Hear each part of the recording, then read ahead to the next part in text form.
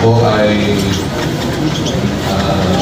natututo pa rin lang na kung paano patuloy na mag-communicate ng mas mabuti sa aking pong asawa. I think isa po ito, sige, pwede po kayong buwaan, lalong higit sa mga panahon na meron kayong hindi pagkakaunawaan sa isa't isa. So, yun lang po. Sorry, thank you po. Salamat po.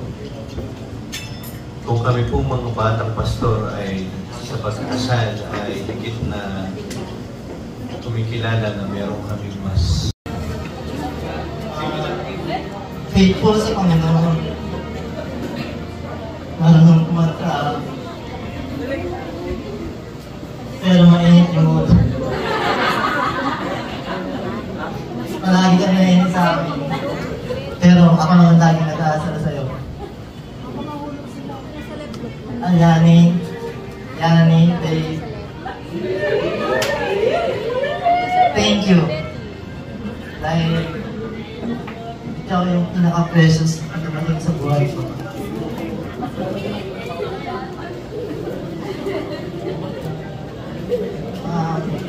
Sabi ko, lagi sa'yo na yung buhay natin hindi parang madali ang masaya. Marami tayong pagdanasan, pagsubok, years man, decades man, or thousands. Basta pinapalayo yung sinasabi sa'yo, ang Panginoon ang sentro sa buhay natin. Hindi ko nangangarap ng mga material na bagay. Pinapangarap ko yung buong pamilya kasama mag-serve niya at saka siyempre alagaan ako.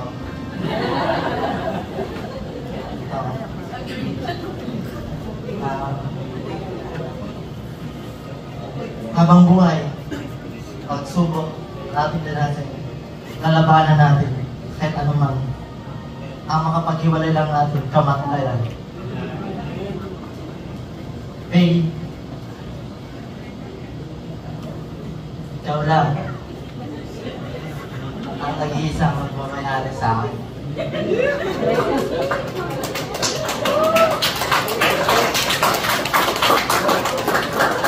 At ang gusto ko lang anak is isa lang. At yun din pinag-pray ko sa Panginoon. Marami tayong masaya kahit may mga problema na napakita natin ito. I love you. Ay, di pala nag-type ko na. Ironic, Roda. I believe. How are you? Alam kong ilang days tayo hindi maganda ako. Dahil sa mga stress, sa paghahanda para sa araw na ito. But then, this is it. We finally turn our dream come true. Para natin araw na ito. And we finally made it. I love you, babe. Hindi ko lubos maisip na in just a short time, I become Mrs. Roda.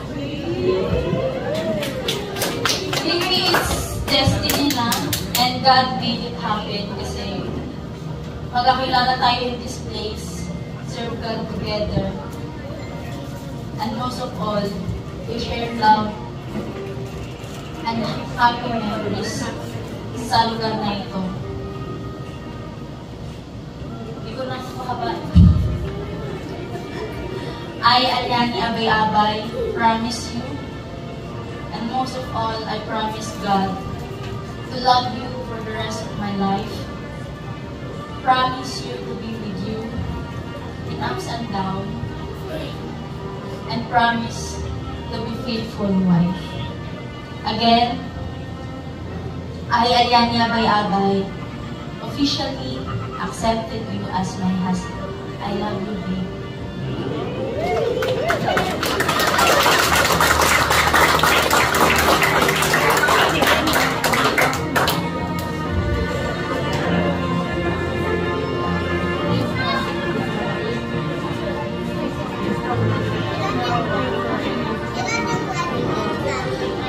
Okay, narinig po natin ang kanila pong pangako sa isa't isa.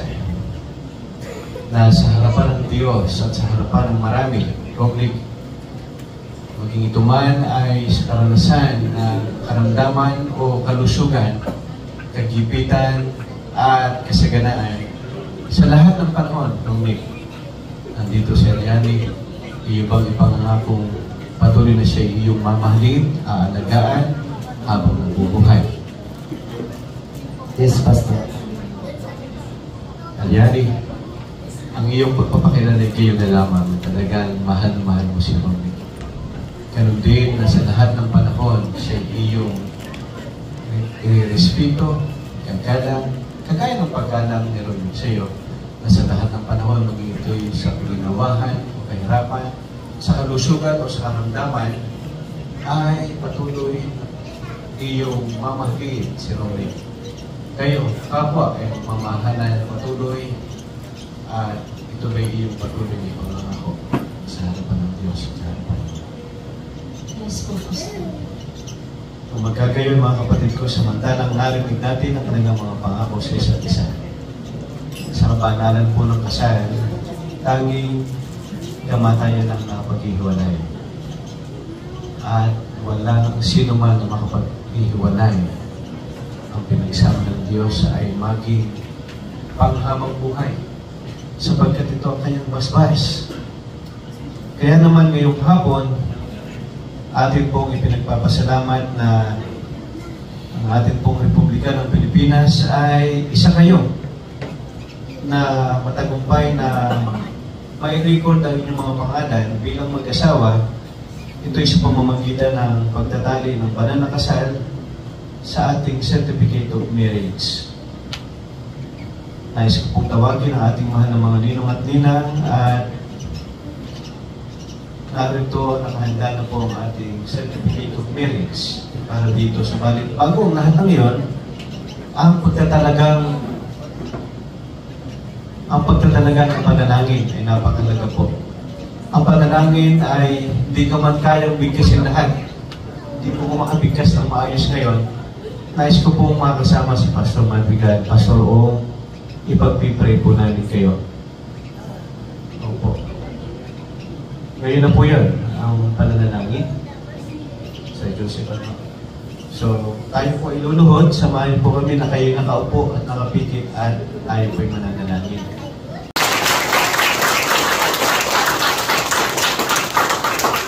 Purihin po ang Diyos at ating pong pasalamatan na matagumpay na kaso. Maraming pong salamat. We just want to see you kissing. Okay? Siguro for 10 seconds. Join me in countdown. 10. Wala pa pala. Sige na.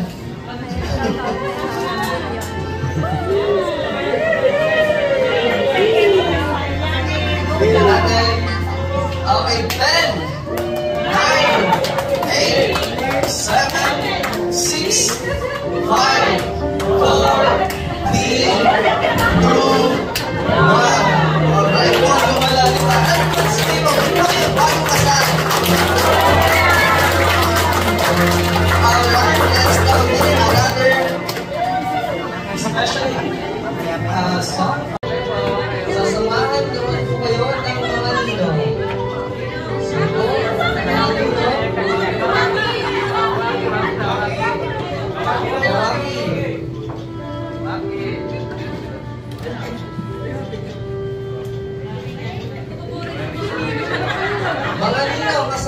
mga linaw.